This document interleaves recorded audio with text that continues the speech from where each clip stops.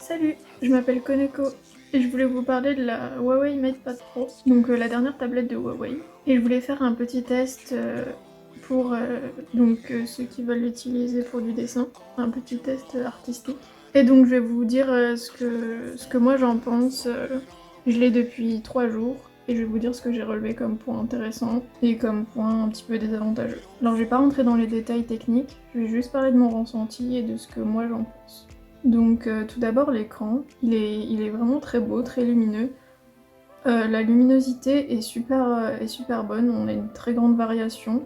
On a un très bel écran d'ailleurs, une très belle définition. Pour le dessin c'est super important. Alors ça ressort pas très bien en vidéo, les couleurs changent un peu, la qualité est pas terrible mais la définition de l'écran est très jolie. Au niveau des couleurs, elles sont très fidèles, elles sont très éclatantes.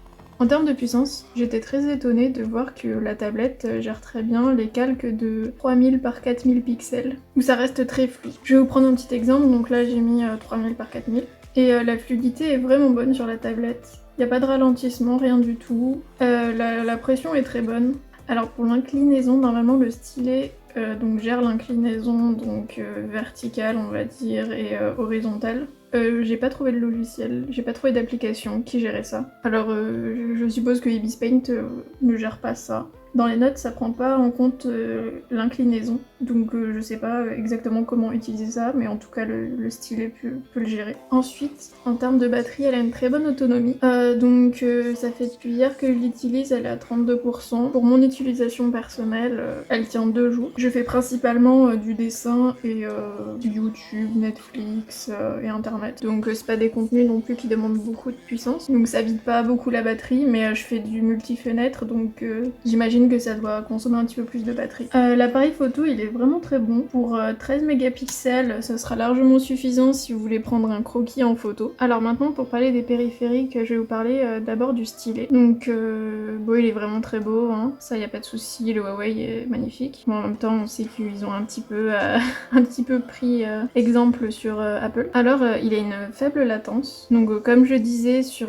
les logiciels, ça tourne super bien, il n'y a pas de souci. Alors là il peut y avoir une légère latence, mais en même temps un calque de 3000 par 4000 c'est assez lourd. Mais sinon sur les applications de prise de notes, là il n'y a aucun problème. Par exemple si on prend Nebo, donc là il n'y a pas du tout de latence par rapport au tracé du trait. Alors moi personnellement, je préfère utiliser un gant. C'est un gant de tablette graphique, mais je m'en sers pour la tablette. Alors la batterie sur le stylet, elle est vraiment excellente. Donc là, je suis à 100%, mais même en l'utilisant par exemple 3 heures, je crois que c'est le plus longtemps que je l'ai utilisé sans le reconnecter pour le recharger. Il était à 97%, donc c'est vraiment très bon pour la batterie du stylet. Je pense que la batterie du stylet peut se vider moins vite que la batterie de la tablette, donc c'est vraiment super intéressant. Pour les niveaux de pression, donc il y en a 4096. Je sais pas exactement, j'ai pas trouvé combien il y en a sur l'iPad, mais déjà 4096 c'est vachement intéressant. Moi je sais que sur mon ancienne tablette, la Galaxy Note 10.1 de 2014, je crois qu'il y en avait 2048, si je dis pas de bêtises. Donc là il y en a 2 fois plus.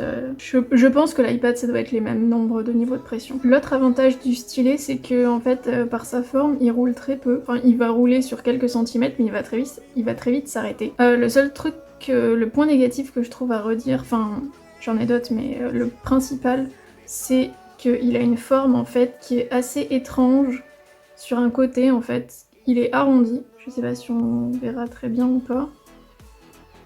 Donc là on voit un petit peu. Donc il est arrondi en fait sur un côté pour que donc ça épouse au mieux la forme de la tablette qui est arrondie du coup en haut.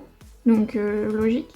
Mais à la prise en main, c'est vraiment désagréable d'avoir les doigts qui se posent sur quelque chose d'arrondi, mais je trouve ça vraiment dommage. Contrairement à l'iPad qui a des bords plats et du coup le stylet il est hexagonal quoi. Le deuxième point négatif du stylet, ce sont les finitions en plastique. J'ai été vraiment étonnée quand je l'ai sorti de sa boîte, de voir que en fait c'était pas du métal mais c'était vraiment du plastique et c'est vraiment du plastique qui fait un peu cheap, c'est dommage. Le troisième point négatif, c'est qu'il n'y a pas de raccourci. Il n'y a pas de bouton, il n'y a pas de raccourci tactile en fait, comme sur l'iPad. Et c'est vraiment dommage quand on dessine de pas pouvoir avoir un raccourci ne serait-ce que pour la gomme, devoir aller la chercher à chaque fois, changer pour remettre la plume, etc.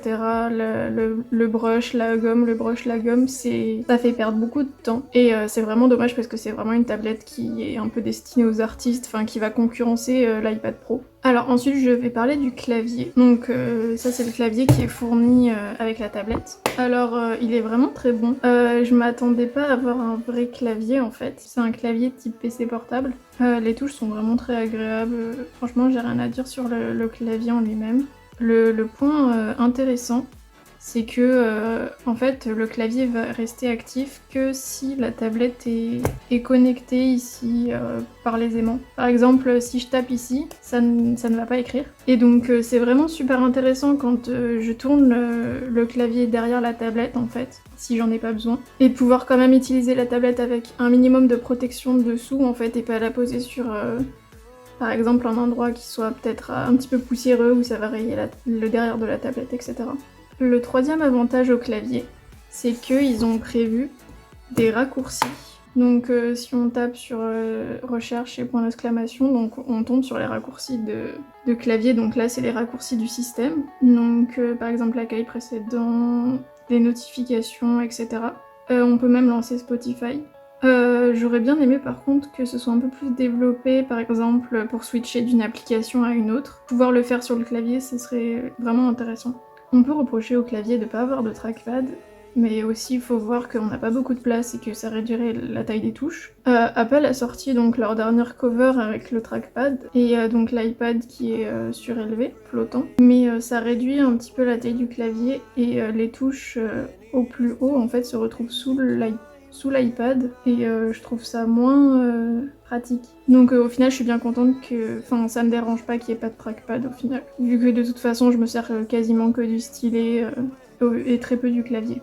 Juste un petit point négatif par rapport au clavier, c'est donc les aimants qui sont ici, donc les aimants qui permettent de retirer la tablette au clavier. Je les trouve un peu trop puissants. Bon alors là ça tient, y a pas de souci, ça tient vraiment bien. Mais au final pour le retirer on est obligé de mettre les doigts sur l'écran, ça fait des traces et en plus ça peut faire n'importe quoi sur l'application. Et il faut vraiment tirer, enfin faut tirer assez fort je trouve. Et donc je trouve pas ça super pratique non plus. Après je comprends qu'il faut des aimants un peu puissants pour que ça tienne. C'est compliqué de faire un entre-deux correct. Par rapport au système d'exploitation, il est vraiment bien optimisé.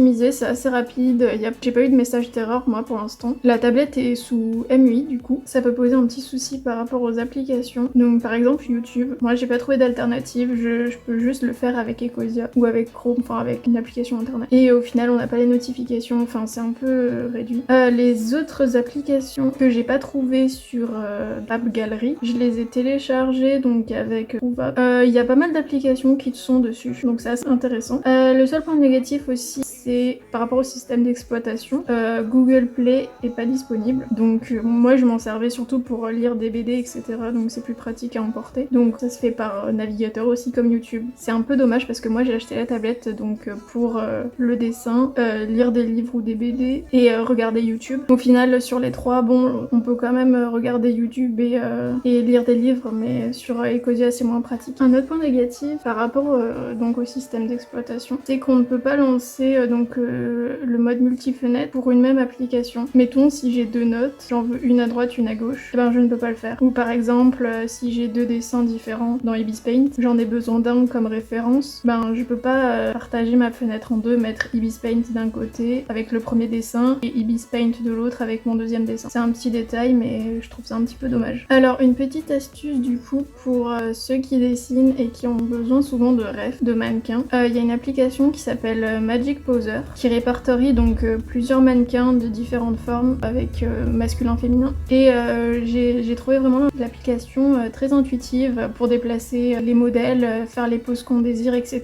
C'est vachement intéressant pour compléter du coup nos rêves et faire des poses un peu plus compliquées. Voilà donc c'est tout ce que j'avais à dire sur la MatePad Pro. Au final je trouve que c'est une très bonne tablette pour faire du dessin numérique. Le prix comparé à l'iPad est beaucoup plus avantageux et elle est très performante. intéressante et elle est très jolie avec un bel écran et un très bon stylet et clavier. Donc je trouve que c'est une tablette très complète. Je la recommande pour ceux qui aimeraient commencer à faire du dessin numérique mais qui n'ont pas le budget pour un iPad. Voilà, j'espère que ça vous a été utile et puis si vous avez des questions, n'hésitez pas à les poser en commentaire. Si ça vous intéresse, je mets la fiche récapitulative que j'ai faite sur la tablette. Je la mettrai en description. Et puis voilà, c'est tout pour moi. Salut!